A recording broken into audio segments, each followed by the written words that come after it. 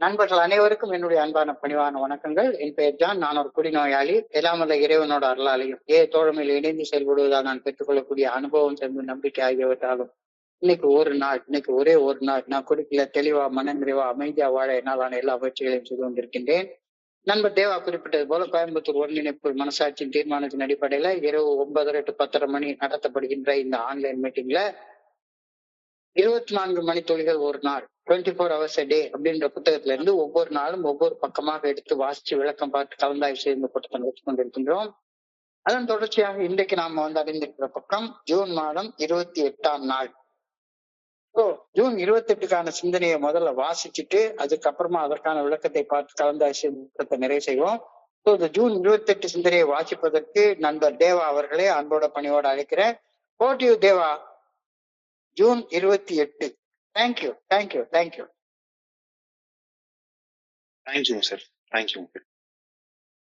24 மணித்துளிகள் ஒரு நாள். ஜூன் 28. தோழமையின் இன்றைய சிந்தனை. வாழ்க்கை என்பது நமது உள்ளத்தில் நாம் கொண்டிருக்கும் மனப்பான்மையை பொறுத்தது என்பதை மிக எளிமையாக நமக்கு நாமே நிரூபித்துக் கொள்ளலாம். ஒரு வாரம் முன்னால் நம்மை எது மிகவும் பாதித்தது என ஞாபகப்படுத்தி பார்க்க முயற்சி செய்வோம். அதை ஞாபகத்தில் கொண்டு வர நாம் மிகவும் சிரமப்படுவோம். எனவே இன்று எழும் சில பிரச்சனைகளுக்கு தகாத முறையில் கவலைப்படுதல் தேவையற்றது. இறையருட் பேராற்றலை நம்பி அதனது பாதங்களில் நமது பிரச்சனைகளை வைப்பதன் மூலம் பிரச்சனைகளை குறித்த நமது மனப்பான்மையை மாற்றிக்கொள்ளலாம். நாம் இக்கணம் சரியான வகையில் செயலாற்றும் வரையில் எல்லாம் நல்லதாக மட்டுமே முடிவடையும். மாறிய மனப்பான்மை பிரச்சனைகள் குறித்த பாரத்தை நம்மிடமிருந்து அகற்றி அச்சமின்றி அவற்றை எதிர்கொள்ள செய்யும். என் மனப்பான்மை மாற்றம் அடைந்துள்ளதா? இன்றைக்கான தியானம். எதிர்காலத்தை என்னால் காண முடியாது. அவ்வாறு காண முடியாதது எனக்கு ஒரு மிகப்பெரிய வரப்பிரசாதம். எதிர்காலம் அனைத்தையும் அறிந்திருந்தால் அதனது சுமையை என்னால் தாங்கிக் கொள்ளவே முடியாது. எனவே ஒரு நாள் அடிப்படையில் எதிர்காலத்தை இறையருட் பேராற்றல் வெளிப்படுத்துகின்றது. எனவே ஒவ்வொரு நாளும் நாம் எடுக்க வேண்டிய முதல் அடி என்னவெனில் நமது ஆசைகள் அனைத்தையும் இறையருட் பேராற்றலின் பாதத்தில் காணிக்கையாக ஆக்குவது மட்டுமே ஆகும். இறையருட் பேராற்றல் எனக்கு மிகவும் நல்லதை மட்டுமே செய்யும் என்று உறுதியாக நம்பி அதை ஏற்க தயார் நிலையில் நான் இருக்க வேண்டும். இறையருட் பேராற்றலின் நல்ல ஒழுங்கான வழிகாட்டுதலை நம்பினால் அந்த பேராற்றல் நிகழ்த்துவது நிச்சயமாக நன்மையாகவே இருக்கும். எதையும் செய்ய இறையருட் பேராற்றல் சக்தி வாய்ந்தது என உறுதியாக நம்பிக்கை கொள்வது இரண்டாவது அம்சம். இறையருட் பேராற்றலால் செய்ய இயலாத அற்புதம் எதுவும் இந்த உலகில் இல்லை என்பதை நாம் நம்ப வேண்டும். எதிர்காலத்தை இறையருட் பேராற்றலின் பொறுப்பில் விட்டுவிட வேண்டும். என் எதிர்காலத்தை மகிழ்வுடன் இறையருட் பேராற்றலின் பாதங்களில் விட்டுவிட வேண்டுமென வேண்டுகின்றேன். நான் சரியான செயல்களை செய்யும் வரை நல்லதே நடக்கும் என்பதில் நான் உறுதியாக இருக்க வேண்டும் எனவும் வேண்டுகின்றேன். Thank you sir. நன்றிங்க சார். நன்றி தேவா. நண்பர்கள் அனைவருக்கும் மீண்டும் ஒரு முறை என்னுடைய அன்பான பணிவான வணக்கங்களை தெரிவித்துக் கொள்றேன். என் பெயர் ஜான். நான் ஒரு குடிநோயாளி. எல்லாம் வல்ல இறைவனோட அருளாலையும் தோழமையில் இணைந்து செயல்படுவதால் நான் பெற்றுக்கொள்ளக்கூடிய அனுபவம், தெம்பு, நம்பிக்கை ஆகியவற்றாலும் இன்னைக்கு ஒரே ஒரு நாள் நான் குடிக்கல தெளிவா மன நிறைவா அமைதியா வாழ என்னாலான எல்லா முயற்சிகளையும் செய்யும்.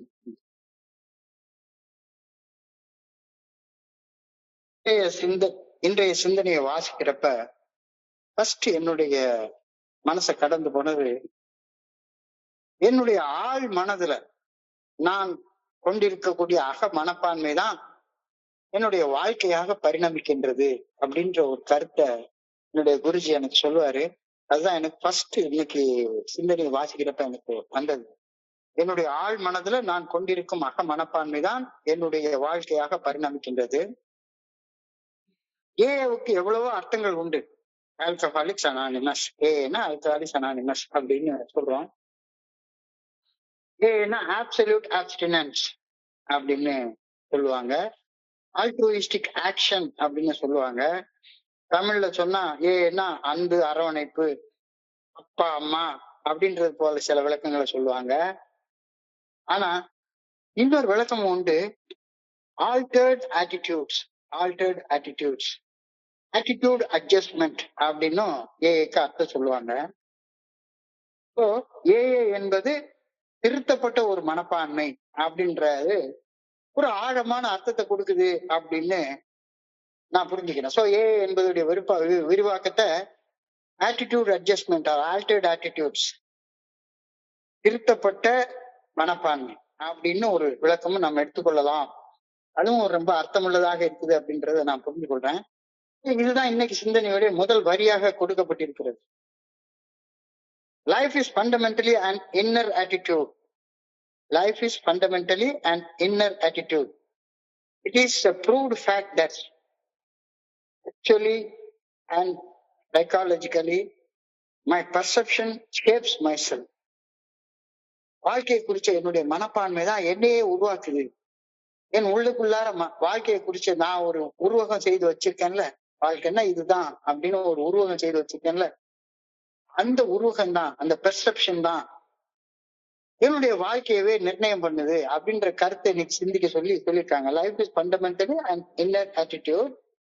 It is proved, it is a proven fact that spiritually and psychologically my perception shapes myself. My perception தான் என்னை ஷேப் பண்ணுது. So இதுதான் எனக்கு சிந்தனை. You can prove that life is basically and fundamentally an inner attitude. இது நிரூபிக்கப்பட்ட ஒரு உண்மை அப்படின்ற வார்த்தை இன்னைக்கு முதல் வரியாக எழுதியிருக்கிறாங்க. நிரூபிக்கப்பட்ட உண்மை. So as you think so you are அப்படின்ற ஒரு கருத்தை பெரிய பெரிய மகான்கள் யுக புருஷர்கள் சொல்லியிருக்காங்க. நீ எவ்வாறு சிந்திக்கிறாயோ அவ்வாறே இருக்கிறாய் என்ற கருத்து. சோ என்னுடைய சிந்தனைகளின் தரம் தான் என்னுடைய வாழ்க்கையின் தரமாக நிர்ணயிக்கப்படுகிறது அப்படின்ற கருத்து இன்றைய சிந்தனையை வாசிக்கிறப்ப மனசுல வருது. நெகட்டிவ் மென்டல் ஆட்டிடியூட், NMA அப்படின்னு சைக்காலஜில ஒரு ஆட்டிடியூட் சொல்லுவாங்க. எதிர்மறை மனப்பான்மை அல்லது மறுக்கும் தன்மை, மறுக்கும் மனப்பான்மை, மறுக்கும் தன்மை, disease of denials, negative mental attitude. PMA அப்படின்னா பாசிட்டிவ் மென்டல் ஆட்டிடியூட், அதாவது நேர்மறை மனப்பான்மை அல்லது ஏற்றுக்கொள்ளக்கூடிய மனப்பான்மை, and attitude of acceptance, and attitude of acceptance. என்கிட்ட எதையாவது யாராவது சொன்னாங்கன்னா உடனே எடுத்த உடனேயே அதை மறுத்து சிந்தித்து பேசி செயல்படும் எதிர்மறை மனப்பான்மை இருந்து அனைத்தையும் உள்ளது உள்ளபடி ஏற்று சிந்தித்து பேசி செயல்படும் நேர்மறை மனப்பான்மைக்கு மாறும் பட்சத்தில் என் கட்டுப்பாட்டில் இல்லாத வாழ்க்கை என்னுடைய கட்டுப்பாட்டுக்குள்ளார கொண்டு வரப்படுகிறது அப்படின்னு ஒரு கருத்தை இன்னைக்கு சிந்திக்க சொல்றாங்க. நெகட்டிவ் மென்டல் ஆட்டிடியூட் மறுக்கும் தன்மையில இருந்து பாசிட்டிவ் மென்டல் ஆட்டிடியூட் ஏற்றுக்கொள்ளும் தன்மை அதுக்கு மாறி வர்றப்ப அனைத்தையும் உள்ளது உள்ளபடி ஏற்று சிந்தித்து பேசி செயல்படும் நேர்மறை மனப்பான்மைக்கு மாறும் பட்சத்துல என் கட்டுப்பாட்டில் இல்லாத வாழ்க்கை என்னுடைய கட்டுப்பாட்டுக்குள்ளார கொண்டு வரப்படுகிறது. ஸோ டினை பண்ணிட்டே வாழ்றப்ப, மறுக்கும் தன்மையில வாழ்ந்து கொண்டே இருக்கிறப்ப வாழ்க்கை என்னுடைய கட்டுப்பாட்டுல இல்லவே இல்லை. அதே நான் ஏற்றுக்கொள்ளக்கூடிய தன்மைக்கு அதை கடந்து வர்றப்ப வாழ்க்கை என்னுடைய கட்டுப்பாட்டுக்குள்ளார இயல்பாக கொண்டு வரப்படுகின்றது அப்படின்ற கருத்தை இன்னைக்கு சிந்தனைக்காக கொடுத்திருக்கிறாங்க. கடந்த காலம் குறித்து கவலைப்படுவது கடைசியில மறைஞ்சே போயிடும். நீ பாசிட்டிவ் மென்டல் ஆட்டிடியூடுக்குள்ளார வந்துட்டேன்னா கடந்த காலத்தை குறிச்சு குற்ற உணர்ச்சியோட பயப்படுறதும் கவலைப்படுறதும் கொஞ்சம் கொஞ்சமா மறைஞ்சி கடைசியில இல்லாமலே போயிடும். வாழ்க்கையில அன்றாடம் உருவாகக்கூடிய குழப்பங்கள், சவால்கள் ஆகியவற்றுக்கு பதில் என்னன்னு கிடைக்க ஆரம்பிக்கும். எப்ப நீ accept பண்ணிக்கிட்டேன்னா, my mindset acts as a mirror reflecting my internal world into an external circumstance. என் ஆழ் மனதுல நான் கொண்டிருக்கக்கூடிய மனநிலை, என் ஆழ் மனதுல நான் கொண்டிருக்கிற மனப்பான்மை புற சூழ்நிலைகளுக்கு நான் ஆற்றும் எதிர்வினைகளை நிர்ணயம் செய்கின்றது அப்படின்ற ஒரு கருத்தை இன்னைக்கு சிந்தனை கொடுத்துருக்காங்க. கொஞ்சம் ஆழமா சிந்திச்சு பார்ப்போமே. என்னுடைய ஆட்டிடியூட் தான், என்னுடைய மனப்பான்மை தான் என்ன, அது நெகட்டிவ் மனப்பான்மையாக மறுக்கும் தன்மையில இருக்கா அல்லது பாசிட்டிவா ஏற்றுக்கொள்ளக்கூடிய தன்மையில இருக்கா? உள்ளபடி ஏற்றுக்கொள்ளக்கூடிய தன்மையில இருந்தால் என்னுடைய புற சூழல்களுக்கு நான் பாசிட்டிவான ரெஸ்பான்ஸ் கொடுப்பேன். என்னுடைய மைண்ட்ல நெகட்டிவ் மைண்ட் செட் இருந்ததானா, மறுக்கும் தன்மை இருந்ததானா எப்பவுமே நெகட்டிவா பதில் சொல்லிக்கிட்டே உட்கார்ந்துருப்பேன். இதை எனக்கு நானே எப்படி நிரூபிச்சு கொள்றது? இது ப்ரூவன் ஃபேக்ட்னு சொல்றாங்களா, எப்படி எனக்கு நானே நிரூபிச்சு கொள்றது அப்படின்ற ஒரு கேள்வியை இன்னைக்கு கேட்டு பதில சொல்றாரு. ஒரு வாரத்துக்கு முன்னால நான் கடந்த காலத்துல எதுக்காக கவலைப்பட்டேன் அப்படின்னு கொஞ்சம் யோசிச்சு பாருங்களேன். Let me analyse my past worries. ஒரு வாரத்துக்கு முன்னால, ஜஸ்ட் ஒரு வாரத்துக்கு முன்னால என்னை தொந்தரவு செய்த ஏதோ ஒரு கவலைய நினைவுக்கு கொண்டு வர முயற்சி பண்ணி பாருங்க. இப்பட்ட கவலை பட்டதாகவே நமக்கு ஞாபகத்துக்கே வராது. ஒரு வாரத்துக்கு முன்னால எதுக்காக கவலைப்பட்டேன்? எதுக்கோ கவலைப்பட்டேன், அவ்வளவுதான். கவலைப்பட்டேன் அப்படின்லாம் ஞாபகத்துக்கே வராது. ஸோ தற்சமயம் மனதில் கொண்டிருக்கும் கவலைகள் நிலையற்றவை. ஒரு வாரத்துக்கு முன்னால எதுக்காக கவலைப்பட்டோம்னு இப்ப ஞாபகத்திலே இல்ல. அப்போ இப்ப கவலைப்படுறது இன்னும் ஒரு வாரம் கழித்து ஞாபகத்துல இருக்க போறது இல்ல. எனவே தற்சமயம் மனசுல கொண்டிருக்கக்கூடிய கவலைகள் நிலையற்றவை, தற்காலிகமானவை அப்படின்ற உண்மையும், கவலைகள் பெரும்பாலும் தற்சமயம் மனதில் இருக்கும் சிந்தனைகளின் விளைவுகளே அப்படின்றது தெளிவாக புரிகிறது. இப்ப நிகழ்காலத்துல நான் என் மனசுக்குள்ளார எதையோ ஒண்ணு நெகட்டிவா சிந்திச்சுட்டே இருக்கிறதுனாலதான் கவலைப்பட்டுட்டு இருக்கேன் அப்படின்றது தெளிவா புரியுது தானே. இதை நிரூபிக்கிறது பெரிய நிரூபண சோதனை எல்லாம் தேவைப்பட்டது கிடையாதுல்ல, ஒண்ணுமே இல்லை. ஜஸ்ட் கண்ணை மூடி ஒரு வாரத்துக்கு முன்னால ஏதோ ஒண்ணுக்காக ரொம்ப கவலைப்பட்டுட்டு இருந்தோமா, அது என்ன அப்படின்னு சொல்லி எல்லாரும் யோசிச்சு பார்ப்போமே. என்னன்னே தெரியாது, மறந்து போயிருக்கோம். ஸோ மறந்து போகக்கூடிய கவலைகளை நினைச்சு நிகழ்காலத்துல ஏன்டா கஷ்டப்பட்டுட்டு இருக்க அப்படின்ற கருத்தை இன்னைக்கு சிந்தனையோடைய முதல் வரியாக சொல்லியிருக்காங்க. Shift from victim to be a survivor. கடந்த காலத்தால பாதிக்கப்பட்ட நிலையிலிருந்து, பாதிப்பிலிருந்து மீட்படைந்து வாழக்கூடிய நிலைக்கு கடந்து வாருங்கள். பாதிப்புக்குள்ளாரே வாழ்ந்துட்டு இருக்கிற நிலையிலிருந்து பாதிப்பிலிருந்து மீண்டு வாழக்கூடிய நிலைக்கு கடந்து வாருங்கள். மனிதர்களை, சூழ்நிலைகளை குறை கூறுவதிலிருந்து விலகி, அதாவது நெகட்டிவ் மென்டல் ஆட்டிடியூட்ல இருந்து விலகி தீர்வுகளில் வாழும் நிலைக்கு, அதாவது பாசிட்டிவ் மென்டல் ஆட்டிடியூடுக்கு கடந்து வாருங்கள். இது ஒரு சூழ்நிலை குறிச்ச உங்களுடைய அனுபவத்தையே மாற்றி அமைச்சிடும். நீங்க ஃபீல் பண்றது, எக்ஸ்பீரியன்ஸ் பண்றதே டிஃபரெண்ட் கைண்டாக எக்ஸ்பீரியன்ஸ் பண்ண ஆரம்பிச்சிருவீங்க. கொஞ்சம் அழகா யோசிச்சு பாருங்க. தேவையில்லாது தானே. என் ஆழ் மனதில் கொண்டிருக்கும் என்னுடைய அகத்துடைய மனப்பான்மையை, உள்ளத்துல இருக்கக்கூடிய மனப்பான்மையை மாற்றி கொண்டுட்டா வாழ்க்கையே மாறிடும் அப்படின்ற கருத்தை இன்னைக்கு சொல்றாங்க. From victim to survivor. Practice active reframing. என்ன அர்த்தம் இருக்கு? Consciously choose to view challenges as learning experiences rather than burdens. செயலாற்றுவதை மறுசீரமைப்பு செய்ய பயிற்சி செய்யுங்கள். நீங்க செய்யக்கூடிய செயல்கள் எல்லாம் நினைச்சோம், செஞ்சோம், எடுத்தோம், கவுத்தோம் அப்படின்னு செய்யாம யோசிச்சு சிந்திச்சு செயல்பட கத்துக்குங்க. அதை பயிற்சி செய்யுங்க.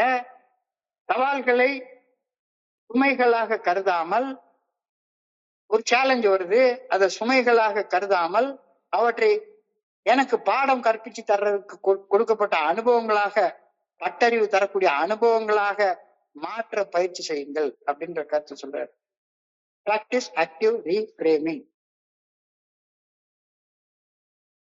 Cultivate gratitude. இது எல்லா நாளும் சொல்லக்கூடியது. அது திரும்ப திரும்ப திரும்ப திரும்ப நன்றி உணர்வை வளர்த்து கொள்ளுங்கள்.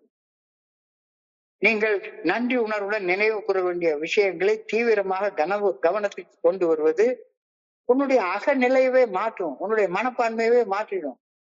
எவ்வளவோ விஷயங்களுக்கு, நல்ல விஷயங்களுக்கு நன்றியோட இருக்கிறத விட்டுவிட்டு ஏதோ நடக்காத ஒரு விஷயத்துக்காக நன்றி கெட்டத்தனமாக தப்பா செஞ்சிட்டு இருக்கிறது சரி கிடையாது தானே.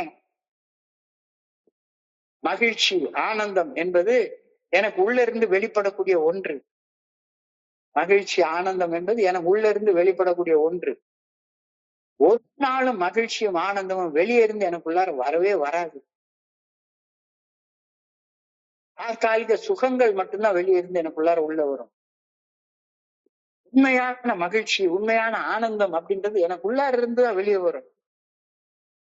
So, my attitude, how I think and feel guides my world, making it a good place to live in. என்னுடைய மனப்பான்மை, என்னுடைய உளப்பாங்கு, நான் சிந்திக்கும் மற்றும் உணரும் விதம், நான் ஒரு குறிப்பிட்ட சூழ்நிலைக்கு ஆற்றும் எதிர்வினையை நிர்ணயம் செய்கின்றது. உலகை அது இருக்கும் நிலையிலே நான் பாக்குறது இல்ல. நான் இருக்கிற நிலையில இருந்து அந்த உலகத்தை பாக்குறேன். I don't see the world as it is. I see the world as I am. I don't see the world as it is. I see the world as I am. நான் இருக்கிற நிலையில இருந்தா இந்த உலகத்தை பாக்குறேன். என்னுடைய மனப்பான்மை, என்னுடைய உளப்பாங்கு, நான் சிந்திக்கும் மற்றும் உணரும் விதம், நான் ஒரு குறிப்பிட்ட சூழ்நிலைக்கு ஆற்றும் எதிர்வினையை நிர்ணயம் செய்கின்றேன். என்னுடைய மனப்பான்மை தான் நிர்ணயம் பண்ணுது. எதை மாற்றப்பட வேண்டியது? என்னுடைய ஆட்டிடியூட ஆல்டர் பண்ணிக்கிறது தான், என்னுடைய ஆட்டிடியூட அட்ஜஸ்ட் பண்ணிக்கிறது தான் இப்ப நான் செய்ய வேண்டியது. Just remember what troubled you 1 week before. You probably will find there was nothing. என்ன ஒண்ணுமே இல்லையே, எதுக்காண்டி கவலைப்பட்டேன்னு மறந்தே போயிருப்பேனே. எல்லா பிரச்சனைகளும் தற்காலிகமானவை. வந்து கொஞ்ச நேரம் இருந்துட்டு மறையும் தன்மையுடையவைதான் பிரச்சனைகள். இது தெளிவாக நிரூபிக்கப்பட்டு விட்ட பின்னரும் எதுக்காகயா இன்னைக்கு கவலைப்பட்டுட்டு உட்கார்ந்துருக்கேன் அப்படின்ற ஒரு கேள்வி இன்னைக்கு நம்மகிட்ட கேக்குறாங்க. ஏன்னா கவலைப்படுறது ஒரு பழக்கமாகவே மாறி போயிடுச்சு எனக்குள்ளார. ஒண்ணும் இல்லைன்னாலும் சரிதான், எதுக்காச்சும் கவலைப்படணும். ஒண்ணும் இல்லைன்னாலும் சரிதான், எதுக்காக கவலைப்படணும். என்னுடைய குருஜி அழகா சொல்லுவாரு, குடிக்கிறதுக்கு ஒரு காரணம் வேணும்.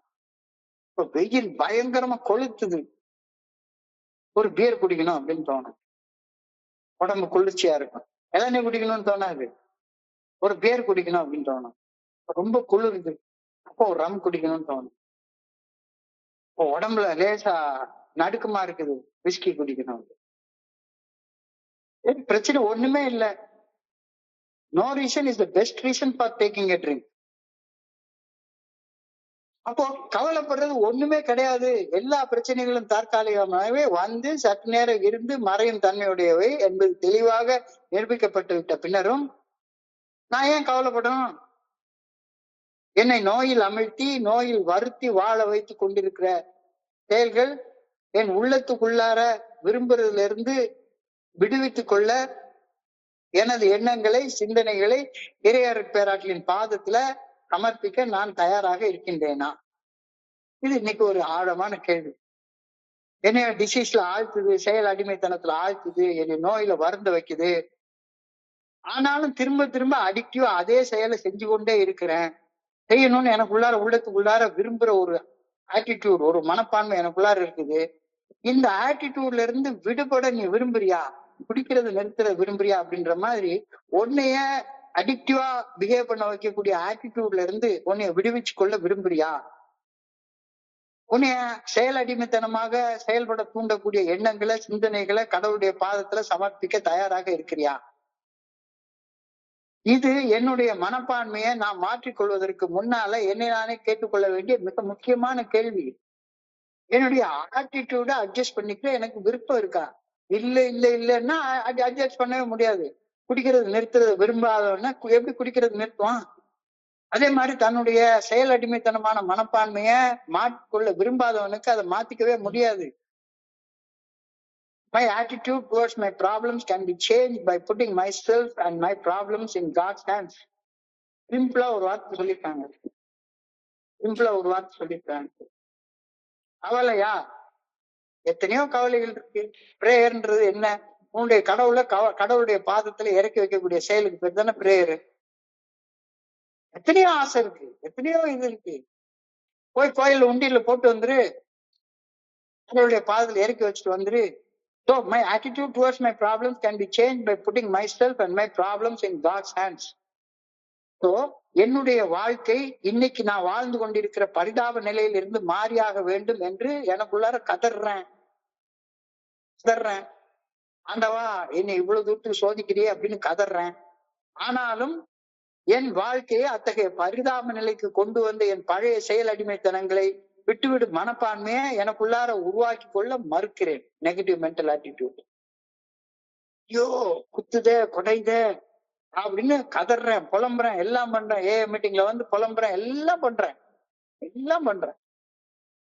ஆனா என்னைய புலம்ப வச்ச, என்னை கதற வச்ச, என்னை அந்த பரிதாப நிலைக்கு கொண்டு வந்த அந்த பழைய செயல் அடிமைத்தனங்களை விட்டுவிடக்கூடிய ஆட்டிடியூட, மனப்பான்மைய எனக்குள்ளார உருவாக்கி கொண்டதே கிடையாது.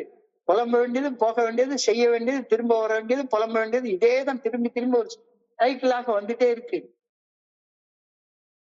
தப்பு செய்ய ஏஎம் மீட்டிங் வந்து புலம்பு, ரிப்பீட்டு. தப்பு செய்ய ஏஎம் மீட்டிங் வந்து புலம்பு, ரிப்பீட்டு. இது என்ன மனப்பான்மை? இது என்ன மனப்பான்மைன்னு என்னை கேட்கிறாங்க. ஆற்றுல வெள்ளத்துல மூழ்கி கொண்டிருக்கிற நான் உதவிக்காக கூக்குரல் எழுப்புறேன்.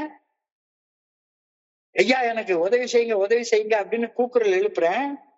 ஆனா என் கழுத்துல கட்டுப்பட்டிருக்கும் கற்பாறையை கலற்றி மனப்பான்மை இல்லாத காரணத்தினாலதான் ஆற்றுல மூழ்கி கொண்டே இருக்கிறேன் அப்படின்ற ஒரு எளிமையான உண்மை எனக்கு புலப்படவே மாட்டேங்குது. என் கழுத்துல வந்து ஒரு 100 கிலோ வெயிட்டை கட்டி தொங்க விட்டுருங்க. அதை கலட்டி தூர போட்டுட்டு ஆத்து வெள்ளமே தானா என்னைய கரை சேர்த்துரும். ஆனா கழுத்துல கட்டி இருக்கிற கலட்டி போடாம அதை அப்படியே வச்சுக்கிட்டு என்னுடைய மனப்பான்மை எனக்குள்ளாரையே வச்சுக்கிட்டு ஐயோ செத்துக்கிட்டு இருக்கிறேன்னு, ஐயோ செத்துக்கிட்டு இருக்கிறேன்னு meeting meeting meeting meeting meeting meeting வந்து புலம்பிக் கொண்டே இருக்கிறேன்.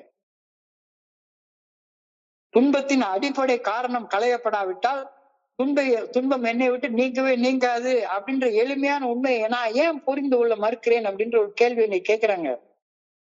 துன்பத்தின் அடிப்படை காரணம் களையப்படாவிட்டால் துன்பம் என்னை விட்டு நீங்கவே நீங்காது என்ற எளிமையான உண்மைய நான் புரிஞ்சு கொள்ளணும் தானே. துன்ப துயரத்தில் உழன்று வாழ என் மனம் பழக்கப்பட்டு போயிடுச்சுது. வலி வேதனை இதை அனுபவிக்க என்னுடைய உடலும் மனம் பழக்கப்பட்டு போயிடுச்சு. துன்பம் துயரம் வலி வேதனை தாங்க முடியாது இருக்கும்போது நான் அந்த பரிதாப வாழ்க்கையை வாழ பழகி போயிட்டு விட்ட காரணத்தினால அது எனக்கு பழக்கமா மாறி போயிடுச்சுது. ஆனந்தம் நிம்மதி மன நிறைவு எல்லையற்ற வாழ்க்கை இதை நான் தெரிஞ்சுக்கவே இல்லை. ஸோ வாழ்க்கைனாலே துன்பம் நிறைஞ்சது, துயரம் நிறைஞ்சது, வலி நிறைஞ்சது, வேதனை நிறைஞ்சது.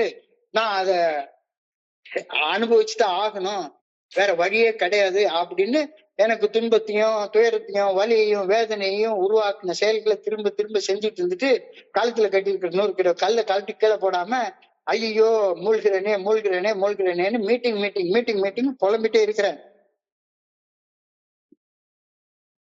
எப்பொழுதும் யாருன்னே தெரியாத சம்மனசோட வாழ்றதை விட நல்லா தெரிஞ்ச பிசாசோட வாழ்றது பெட்டர்னு நினைக்கிறேன். It is better to known with known devil than to live with an unknown angelன்னு ஒரு பழமொழிய சொல்லுவாங்க.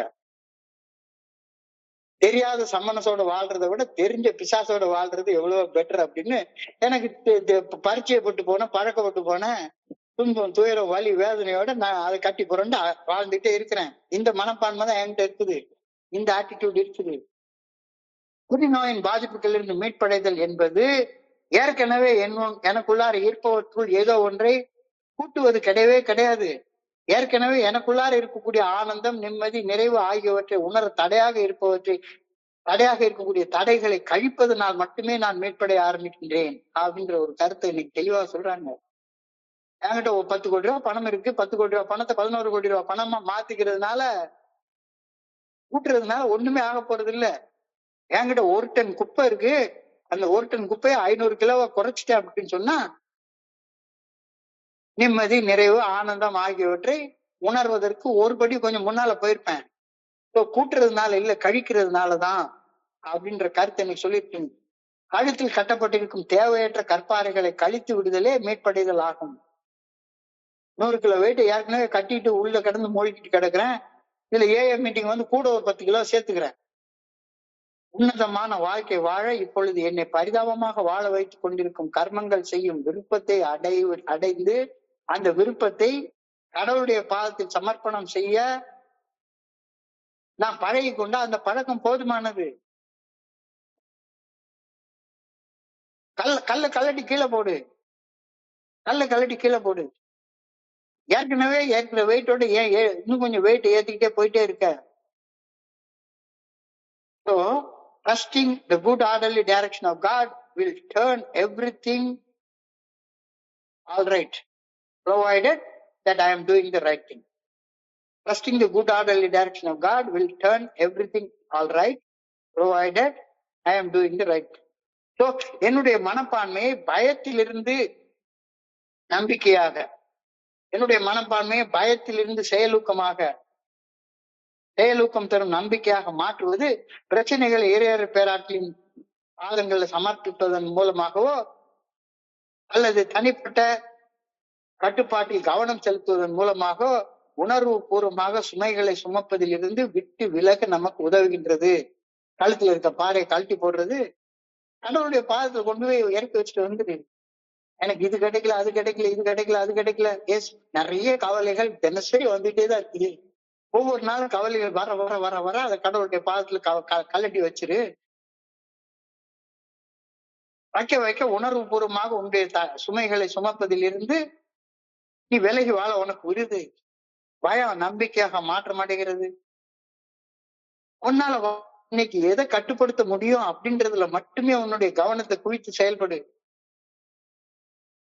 அப்படி செயல்படுற நேரத்துல உன்னுடைய ப்ராப்ளம்ஸ், உன்னுடைய பிரச்சனைகள், வலி, வேதனை, துன்பம், துயரம் எல்லாம் முன்னேறுவதற்கான வாய்ப்புகளாக மாற்றம் அடையும். இந்த மாற்றம் ஒரே ராத்திரியில் நடக்கவே நடக்காது. மலை உச்சிக்கு நான் ஏறணும். மலை உச்சிக்கு 1000 படிக்கட்டு இருக்கு. 1000 படிக்கட்டு ஏறினாதான் நான் மலை உச்சிக்கு போக முடியும். ஆனா கையில இருக்கிறதோ சின்ன விளக்கு.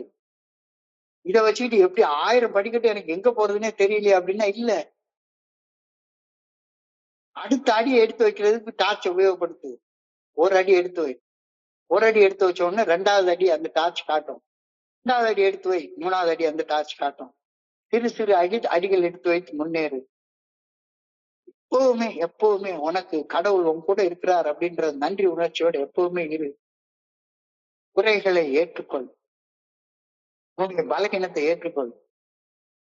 என்னால 70 வயசு ஆச்சு, மிஞ்சி போனா 15 கிலோ வெயிட் தூக்க முடியும். நான் எதுக்கு 50 கிலோ வெயிட் தூக்க ட்ரை பண்ணணும்? என்னுடைய பலகீனத்தை நான் ஏற்றுக்கொள்றேன். என்னுடைய மனநிலையில கவனம் செலுத்தி அதன் விளைவாக வெளிப்புற பிரச்சனைகள் என் மன அமைதியை கட்டுப்படுத்தாமல் என்னை நான் காப்பாற்றிக் கொள்ள என்னால முடியும். Altering attitudes regarding my inner state, the external problem no longer controls my peace of mind. ரொம்ப அழகான கருத்தை இன்னைக்கு சொல்லிட்டாங்க. எனக்கு உள்ள மனப்பான்மையை மாற்றிக்கொள்ளும் போது, என்னுடைய மனப்பான்மையை உழைப்பாங்க மாற்றிக்கொள்ளும் போது எனக்கு வெளியில தென்படக்கூடிய ப்ராப்ளங்கள் என்னுடைய மன அமைதியை பாதிக்குமாறு ஒரு நாளும் இருக்காது. இப்போ என்னுடைய மன அமைதியை பாதிக்கிறது என்னுடைய மனசுல இருக்கக்கூடிய மனப்பான்மை தான் அப்படின்ற கருத்தை இன்னைக்கு சிந்திக்க சொல்லியிருக்காங்க. சிந்திச்சுட்டு ஒரு கேள்வியா கேட்டுக்கிறாங்க. Has my mental attitude changed? என்னுடைய மனப்பான்மை மாறி இருக்கா? இல்ல அதே மனப்பான்மை தான் இன்னும் இருக்கு அப்படின்னு சொன்னா தியானத்துக்கு கடந்து போ. இன்னைக்கு தியானத்துடைய வார்த்தை, என்னுடைய ஃபியூச்சர்ல என்ன நடக்கும் அப்படின்னு தெரியாம இருக்கிறது மிகப்பெரிய வரப்பிரசாதம் அப்படின்னு சொல்றாரு. என்னைக்கு நான் சாக போறேன்ற நாள் இன்னைக்கே தெரிஞ்சு போயிடுச்சுன்னா நான் எப்படி இருக்க முடியும்? சாகிற நாள் இன்னைக்கே தெரிஞ்சு போயிடுச்சுன்னா வாழ்க்கை நிம்மதியா வாழ முடியுமா? எதிர்காலம் மறைவாக தெரியாமல் இருப்பது ஒரு மிகப்பெரிய வரம், ஒரு மிகப்பெரிய வரப்பிரசாதம். எதிர்காலம் எனக்கு மறைவாக தெரியாமல் இருப்பதனால தேவையற்ற கவலைகளிலிருந்தும் முன் நிர்ணயம் செய்யப்பட்ட பாதை தரும் அழுத்தத்திலிருந்தும் என்னை விடுவித்து நிகழ்காலத்துல முழுமையாக என்னால வாழ முடியுது. இல்லாட்டி போனா எதிர்காலத்துல நினைச்சு கவலைப்பட்டுட்டே இருப்பேன். இப்போ எதிர்காலத்துல பத்தி எனக்கு தெரியாது, ஆனாலும் கற்பனையில என்னுடைய எதிர்காலத்தை எப்பவுமே கற்பனை பண்ணி கவலைப்பட்டுக்கிட்டே உட்கார்ந்துருக்கேன். ஆனா எதிர்காலத்துல என்ன நடக்கும்னு தெரியாதுல்லப்பா. எதிர்காலத்துல என்ன நடக்கும்னு தெரியாது இல்ல. இப்பயே எதுக்கு கவலைப்பட்டு உட்கார்ந்துருக்க? எதிர்காலம் மறைவாக தெரியாமல் இருக்கிறது ஒரு வரப்பிரசாதம்னு நமக்கு புரியலையா? எதிர்காலம் இன்னைக்கு தெரியாமல் இருப்பது தேவையற்ற கவலையில் இருந்தும் முன் நிர்ணயிக்கப்பட்ட செய்த பாதை தரும் மன அழுத்தத்தில் இருந்தும் என்னை விடுவித்து நிகழ்காலத்துல முழுமையாக வாழ அனுமதிக்கின்றது. ஏன்? எதிர்காலம் என்னன்னு எனக்கு தெரியாது, நாளைக்கு என்ன டாபிக்னு நாளைக்கு பாத்துக்கலாம். இன்னைக்கு கொடுக்கப்பட்டிருக்கிற டாபிக் நம்ம பார்ப்போமே. நாளைக்கு என்ன டாபிக், ஒரு வருஷம் கழிச்சு என்ன இருக்கு, ஒரு வருஷம் கழிச்சு என்ன இருக்கு அப்படின்றத உன்னுடைய விஷன்ல பாக்குறது வேற, அதை நினைச்சு கவலைப்படுறது வேற, அதை நினைச்சு கவலைப்படுறது வேற.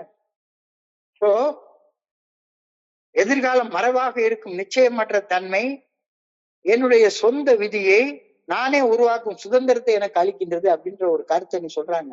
கொஞ்சம் ஆழமா சிந்திச்சு பாருங்களேன். விதியை மதியால் வெல்லலாம் அப்படின்னு ஒரு வார்த்தை சொல்லியிருப்பாங்க. இதுதான் என்னுடைய விதி, இந்த துன்பத்தை நான் அனுபவிச்சே தீரணும் அப்படின்ற அந்த நிச்சயமற்ற தன்மை என்னுடைய விதியை நானே நிர்ணயம் செய்யக்கூடிய சுதந்திரத்தை எனக்கு அளிக்குது. ஏன்? எதிர்காலம் என்னன்னு எனக்கு தெரியாது. அப்ப இன்னைக்கு ஒரு நல்ல செயல் செய்யறதன் மூலமாக ஒரு நல்ல விளைவை எதிர்காலத்துல அனுபவிப்பேன் அப்படின்ற நம்பிக்கையோடு இன்னைக்கு செயலாற்றும் போது என்னுடைய எதிர்காலத்தை நானே நிர்ணயம் பண்ணக்கூடிய சுதந்திரம் எனக்கு கொடுக்கப்பட்டிருக்கிறது. ஒரு நாளையும் விதிக்கப்பட்ட முடிவாக கருதாமல் வளர்ச்சியின் புதிய வாய்ப்பாக நினைச்சு செயல்பட்டு பாரு அப்படின்ற கருத்து இன்னைக்கு தியானத்துல சொல்லியிருக்காங்க. ஒவ்வொரு நாளையும் ஒரு விதிக்கப்பட்ட முடிவாக, அவ்வளவுதான், இந்த நாளைக்கு இவ்வளவுதான், நான் இங்க கவலைப்பட்டுதான் தீரணும், எனக்கு காசு இல்ல, பணம் இல்ல, அது இல்ல, இது இல்ல, கவலைப்படுறத தவிர வேற வழி இல்ல, இது என்னுடைய விதிக்கப்பட்ட விதி, என் தலையில எழுதின விதி அப்படின்னு நினைக்காம ஒவ்வொரு நாளையும் வளர்ச்சிக்கான புதிய வாய்ப்பாக பார்த்து கத்துக்கோ. இன்னைக்கு தியானத்துடைய முதல் வரியாக கொடுக்கப்பட்டிருக்கிறது. I cannot see the future. It is a blessing that I cannot see future. I could not bear to know all that is. I could not bear if I know my future. என்னுடைய எதிர்காலம் இதுதான் அப்படின்னு தெரிஞ்சு போயிருச்சுன்னா எனக்கு இப்பவுமே நடுக்கம் வர ஆரம்பிச்சிடும். நிகழ்காலத்தை ஏற்றுக்கொள். எதிர்காலம் மறைந்து இருப்பதால் நிகழ்காலத்தில் கவனம் செலுத்துவதை வாழ்க்கையை கையாள்வதற்கான சிறந்த வழியாக நம்மளால பார்க்க முடியுது. ஏனென்றால் எதிர்காலத்திற்கான விதைகள் நிகழ்காலத்திலேயே விதைக்கப்படுகின்றன. நாளைக்கு என்ன கர்மாந்திரத்தை நான் அனுபவிக்க போறோன்றது இன்னைக்கு நான் செய்ய போற கர்மத்துல தான் இருக்குது. எதிர்காலத்திற்கான விதைகள், எதிர்காலத்துல நான் அறுக்க போட அறுவடைக்கான பலன்கள் நிகழ்காலத்திலேயே விதைக்கப்படுகின்றன.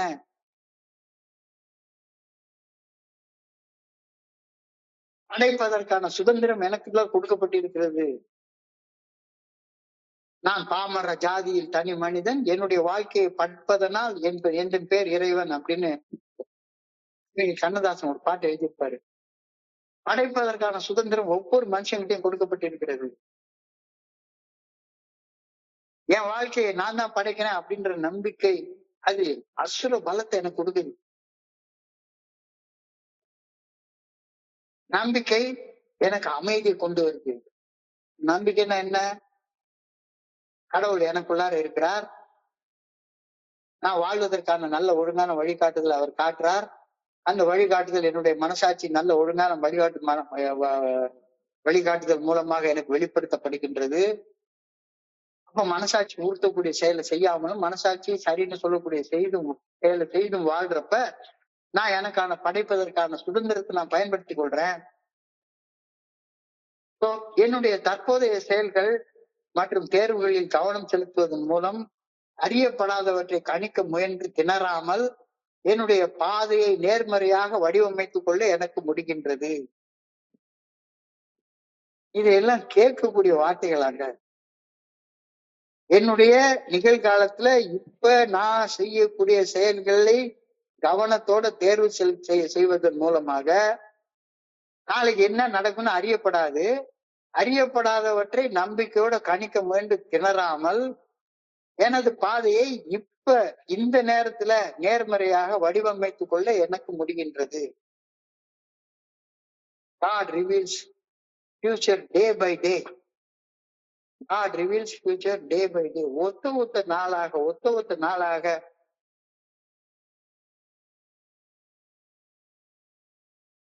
அவரு கட்டவிழ்த்து தராரு. நாளை என்பது கடவுளுக்கு, இன்று என்பது மனிதனுக்கு, வாழ்வே வாழ்வதற்கு. ரொம்ப அழகா கொஞ்சம் மைனாக்கல அப்படின்னா அழகான பாட்டு உண்டு. அந்த பாட்டுல ஒரு வரி வரும், நாளை என்பது கடவுளுக்கு, இன்று என்பது மனிதனுக்கு, வாழ்வே வாழ்வதற்கு. அப்போ வாழ்வுன்றது இன்னைக்கு வாழ்றதா வாழ்க்கை, நாளைக்கு கையில தெரியாத ஒண்ணு. So God reveals future day by day. The first step each day is the right path I have to take before God as an offering. அதாவது காலையில எழுந்த உடனே உன் மனசுல எழக்கூடிய முதல் எண்ணத்தை கடவுளுடைய பாதத்துல சமர்ப்பிச்சிடு. அது கெட்ட எண்ணமா இருந்தாலும் சரி, நல்ல எண்ணமா இருந்தாலும் சரி, the first step each day is to lay my will before God as an offering. கடவுளுக்கு கொடுக்கக்கூடிய முதல் காணிக்கை இன்னைக்கு வரக்கூடிய முதல் எண்ணம். அந்த எண்ணத்தை கடவுளுக்கு காணிக்கையா கொடுக்கணும். அந்த எண்ணம் நல்ல எண்ணமா, அதை செய்யணுமா செய்ய வேண்டாமா அப்படின்றத கடவுளுடைய நல்ல ஒழுங்கான வழிகாட்டுதல் தீர்மானிக்கட்டும். இந்த தீர்மானத்தை என்னுடைய மனசாட்சி மூலமாக அவர் வெளிப்படுத்துவார். என்னுடைய விருப்பங்களை காணிக்கையாக விட்டு அன்றைய நாளை நான் தொடங்க வேண்டும். என்னுடைய மனசுல எழக்கூடிய எல்லா ஆசைகளையும் விருப்பங்களையும் கடவுளுடைய பாதத்துல காணிக்கையா வச்சுட்டு ஒவ்வொரு நாளும் அன்னைக்கு நாளை தொடங்க வேண்டும். இறைவனுடைய நல்ல ஒழுங்கான வழிகாட்டுதலை உறுதியாக நம்ப வேண்டும். அப்ப இறைவனுடைய நல்ல ஒழுங்கான வழிகாட்டுதலின்படி தினசரி வாழ்வதற்கு முயற்சி, பயிற்சி, சாதகம் செய்ய வேண்டும். முயற்சி என்பது ஆரம்பம், பயிற்சி என்பது தொடர்ச்சி, சாதகம் என்பது சாதகமான விளைவுகள் வரும் வரை பயிற்சியை தொடர்வது. ஒரு நாளும் The first step each day is to lay my will before God as an offering. என்னுடைய விருப்பங்களை காணிக்கையாக கடவுளுடைய பாதத்தை விட்டு விட்டு அன்னைக்கு நாளை தொடங்கணும். தொடங்கினதுக்கு அப்புறமாக அவர் என்னுடைய மனசாட்சியின் மூலமாக தன்னுடைய தீர்மானங்களை வெளிப்படுத்துவார். அந்த தீர்மானங்களை செயல்படுத்துவதற்கு முயற்சி செய்யணும், பயிற்சி செய்யணும், சாதகம் செய்யணும். என்னைக்குமே அதிகாலையில ஒரு 5 நிமிஷம் தியானம் பண்ற பழக்கத்தை மட்டும் விட்டுறாதீங்க அப்படின்ற கருத்தை சொல்றாங்க. ஏன்னா அதன் மூலமாக மட்டும்தான் இன்றைக்கு நான் செய்ய வேண்டிய சரியான செயல்கள் எனக்கு இறைவனால வெளிப்படுத்தப்படுகின்றன. ஃபர்ஸ்ட் ஸ்டெப் எடுத்தாச்சு. The first step each day is to lay my will before God as an offering. அடுத்தது the second step is to be confident that God is powerful enough to do anything. கடவுளுடைய பாதத்துல வச்சுட்டேன். வச்சதுக்கு அப்புறமாக நான் நினைச்சத எனக்கு நிறைவேற்றி கொடுக்க அவருக்கு சக்தி உண்டு, கண்டிப்பா உண்டு. அப்போ உன் நினைப்பு உன் பொழப்ப கெடுக்கிறாம நினைக்கணும். நீ காலையில எந்திரிச்ச உடனே பக்கத்து வீட்டுக்காரன் முன்னாடி எப்படிடா கரெக்ட் பண்றது அப்படின்னு நினைச்சுட்டு அந்த எண்ணத்தை கொண்டு கடவுளுடைய பாதத்துல வச்சேன்னா விளங்குமா? அது காலையில எந்திரிச்ச உடனே என்னுடைய சக மனிதனுக்கு என்னால எப்படி உதவியாக இருக்க முடியும் அப்படின்னு யோசி. அந்த எண்ணத்தை கடவுளுடைய பாதத்துல வச்சிரு. So the second step is to be confident that God is powerful enough to do anything for me. No miracle in human life is impossible with God. இறைவனுடைய நல்ல ஒழுங்கான வழிகாட்டுதலை பின்பற்றி வாழும் போது எல்லா அற்புதங்களும் உன்னுடைய வாழ்க்கையில சாத்தியம்.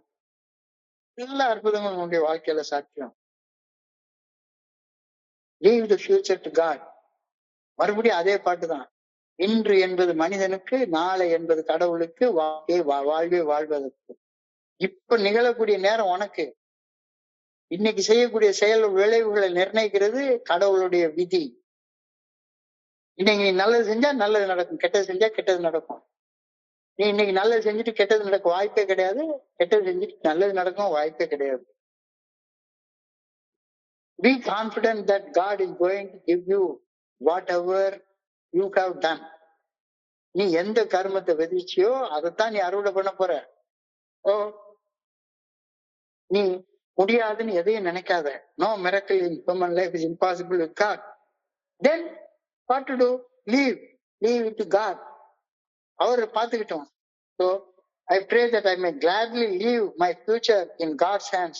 என்னுடைய எதிர்காலத்தை மகிழ்ச்சியோட ஆனந்தத்தோட இறையர் பேராட்டியின் பாதங்களை சமர்ப்பித்து விட வேண்டும் என வேண்டுகின்றேன். I pray that I may be confident that God's that good things will happen as long as I am on the right path. நான் சரியான செயல்கள் செய்து கொண்டிருக்கும் வரை நல்லதே நடக்கும் என்பதில் நான் உறுதியான நம்பிக்கையோடு இருக்க வேண்டும் அப்படின்னு ஆண்டவா உண்மை வேண்டிக் கொள்கின்றேன்.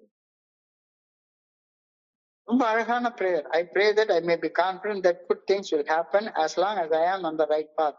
சரியான பாதையில நான் பயணித்துக் கொண்டிருக்கிற வரைக்கும், இறைவனுடைய நல்ல ஒழுங்கான வழிகாட்டுதலுக்கு பணிந்து செயல்பட்டு கொண்டிருக்கும் வரைக்கும் நல்லது என் வாழ்க்கையில நடந்து கொண்டே இருக்கும் அப்படின்ற கருத்தை உறுதியாக பற்றி கொள்ள சொல்லியிருக்காங்க.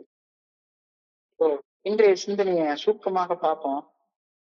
Life is fundamentally and inner attitude. என் ஆழ் மனதில் நான் கொண்டிருக்கும் மனப்பான்மை தான் என்னுடைய வாழ்க்கையாக பரிணமிக்கின்றது. It is a proven fact. இது நிரூபிக்கப்பட்ட உண்மை. இது நிரூபிக்கப்பட்ட உண்மை. எப்படி நிரூபிக்கிறது? ஒரு வாரத்துக்கு முன்னால எதுக்காக கவலைப்பட்டேன்னு யோசிப்பாரு, நினைவுக்கே வராது. அப்போ ஒரு வாரத்துக்கு முன்னால எதுக்காக கவலைப்பட்ட அப்படின்ற ஆழமான காரணத்தை யோசிச்சு பாக்குறப்ப நெகட்டிவ் மென்டல் ஆட்டிடியூட், மறுக்கும் மனப்பான்மை, அதுதான் என்னுடைய பிரச்சனைகளுக்கு எல்லாம் காரணம். அந்த நெகட்டிவ் மென்டல் ஆட்டிடியூட பாசிட்டிவ் மென்டல் ஆட்டிடியூடா ஏற்றுக்கொள்ளும் மனப்பான்மையாக நான் மாற்றுறப்ப எதையும் மறுத்து மறுத்து சிந்தித்து பேசி செயல்படும் எதிர்மறை மனப்பான்மையில் இருந்து அனைத்தையும் உள்ளது உள்ளபடி ஏற்று சிந்தித்து பேசி செயல்படும் நேர்மறை மனப்பான்மைக்கு மாறும் பட்சத்தில் என் கட்டுப்பாட்டில் இல்லாத வாழ்க்கை ஆட்டோமேட்டிக்கா என்னுடைய கட்டுப்பாட்டுக்குள்ளார கொண்டு வரப்படுகின்றது.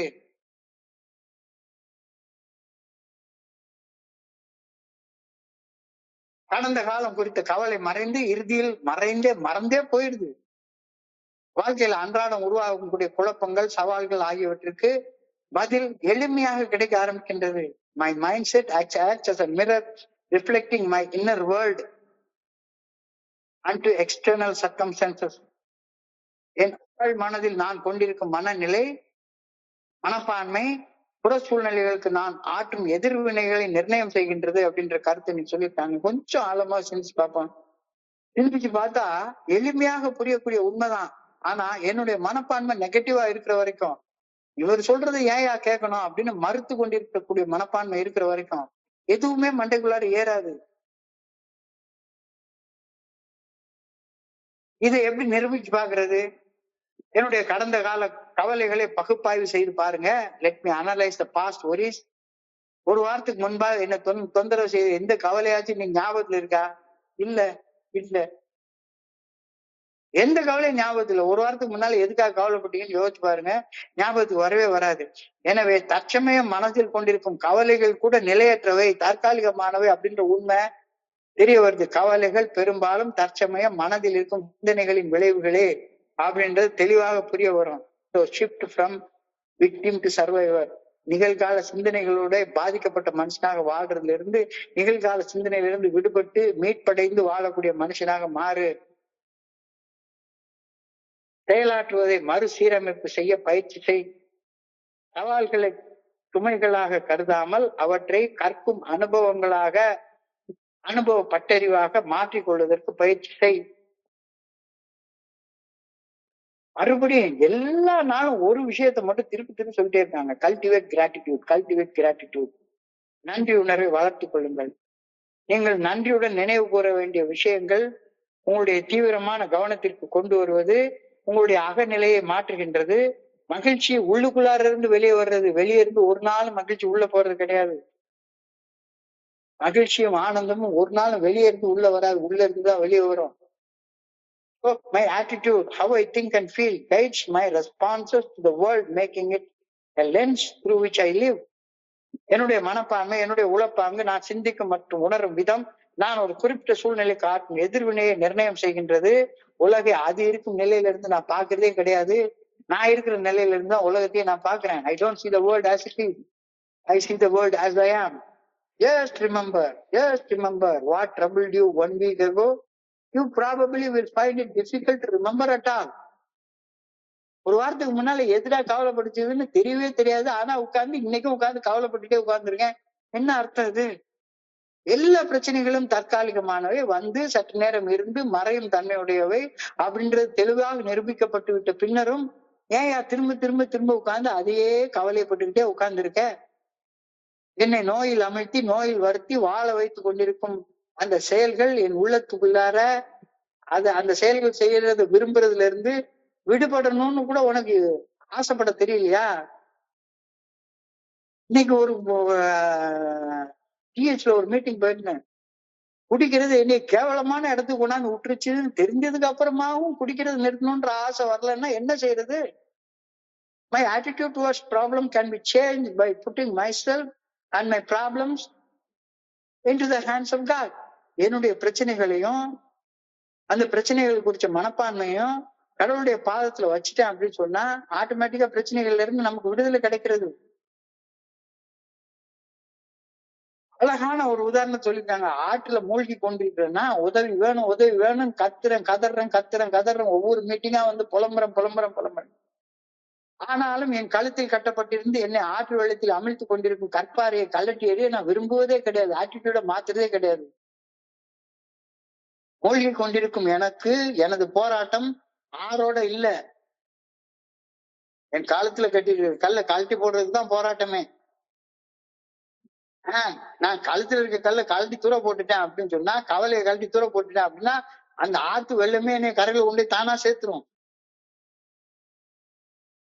கற்பாறையை கலட்டி எறியும் மனப்பான்மை இல்லாத காரணத்தினால்தான் நான் ஆற்றில மூழ்கி கொண்டிருக்கின்றேன் அப்படின்ற பெரிய உண்மை ஏனோ எனக்கு புலப்படுறதே கிடையாது. துன்பத்தின் அடிப்படை காரணம் களையப்படாவிட்டால் துன்ப விளைவுகள் எப்படி ஒன்றிருந்து போகும்? ஆட்டிடியூட் மாறலைன்னா மாறவே மாறாது. நோயின் பாதிப்புகள் ஏற்கனவே எனக்குள்ளார இருப்பவற்றுடன் ஏதோ ஒன்றை கூட்டுவதில்லை. ஏற்கனவே எனக்குள்ளார இருக்கும் ஆனந்தம், நிம்மதி, நிறைவு ஆகியவற்றை உணர தடையாக இருப்பவற்றை கழிப்பதனாலேயே நான் மீட்படைய ஆரம்பிக்கின்றேன். கழிக்கிறது, பயத்தை கழிச்சிடு, நம்பிக்கை தானா உள்ள வந்துடும். கட்டுப்படுத்த முடியாததை கட்டுப்படுத்த முயற்சி பண்ணாத, ஆட்டோமேட்டிக்கா கட்டுப்படுத்தக்கூடிய விஷயங்கள் உன்னுடைய கவனம் குறிக்க ஆரம்பிக்கும். எதையும் பிரச்சனையாக பார்க்காத, எல்லா பிரச்சனையும் வாய்ப்புகளாக தெரிய ஆரம்பிக்கும். எப்படா 1000 படி ஏறுறது அப்படின்னு யோசிக்காத, ஒரு படியாக எடுத்து வை. எப்பவுமே நன்றி உணர்வோட கடைப்பிடிக்க கத்துக்கோ. உன்னுடைய பலம் எது, பலகின எதுன்னு தெரிஞ்சு கத்துக்கோ. என்னுடைய அகநிலையை கவனம் செலுத்தி மாற்றுவதன் விளைவாக வெளிப்புற பிரச்சனைகள் என் மன அமைதியை கட்டுப்படுத்தாமல் என்னை நான் காப்பாற்றிக் கொள்ளலாம். By altering my attitudes regarding my inner state, the external problems no longer control my peace of mind. என்னுடைய அகநிலையில் கவனம் செலுத்தி மாற்றுவதன் விளைவாக வெளிப்புற பிரச்சனைகள் என் மன அமைதியை கட்டுப்படுத்தாமல் இருக்க என்னால மாற்றிக்கலாம்.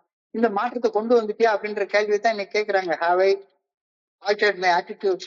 இல்லைன்னா எதிர்காலத்தை பத்தி யோசிக்கிறாங்க. எதிர்காலம் என்பது நிகழ்காலத்துல நீ செய்யக்கூடிய செயல்களின் விளைவுதான் எதிர்காலம். எதிர்காலம் மறைவாக இருக்கிறது. என்னைக்கு சாவரோன்ற தேதி தெரிஞ்சு போயிட்டா ஒருவேளை நிம்மதியா வாழ முடியாது. முன் நிர்ணயிக்கப்பட்ட பாதை தரும் அழுத்தத்தில் இருந்து என்னை விடுவித்துக் கொள்வதற்கு இந்த கடவுள் அப்படி படைச்சிருக்கிறாரு. ஒவ்வொரு நாளும் அன்னன்னைக்கு விடியும், அன்னன்னைக்கு ப்ராப்ளத்தோட அன்னன்னைக்கு விடியும். அன்னன்னைக்கு அந்த ப்ராப்ளத்தை சால்வ் பண்றது நல்ல ஒழுங்கான வழிகாட்டுதலை கேளு, வாழு, தூங்கு, முடிஞ்சு போச்சு. நிகழ்காலத்தை ஏற்றுக்கொள். எதிர்காலம் மறைந்திருப்பதால் நிகழ்காலத்தில் கவனம் செலுத்துவதை வாழ்க்கையை கையாள்வதற்கான சிறந்த வழியாக பார். ஏனெனில் எதிர்காலத்திற்கான விதைகள் நிகழ்காலத்துல விதைக்கப்படுகின்றன. உன் வாழ்க்கையை படைப்பதற்கான சுதந்திரம் உங்ககிட்ட கொடுக்கப்பட்டிருக்கிறது. அந்த சுதந்திரம் உங்ககிட்ட இருந்து ஒரு நேரம் எடுக்கப்படுவதே இல்லை. நம்பிக்கைதான் பலம், நம்பிக்கைதான் அமைதியை கொடுக்கும். God reveals future day by day. வாழ்க்கையில காலையில எழும்பின உடனே முதல் வேலை, இன்றைய நாள் எனக்கு என்ன செய்யணும்னு தோணுதோ அதை கடவுளுடைய பாதத்துல வச்சிரு. 2வது, நான் என்ன நினைக்கிறேனோ அதை செய்யறதுக்கு ஆற்றலை கடவுள் கொடுக்க வல்லவர் அப்படின்னு உறுதியாக நம்பு. இந்த 2ஐயும் செய்ய போதும். I pray that I may gladly leave my future in God's hands.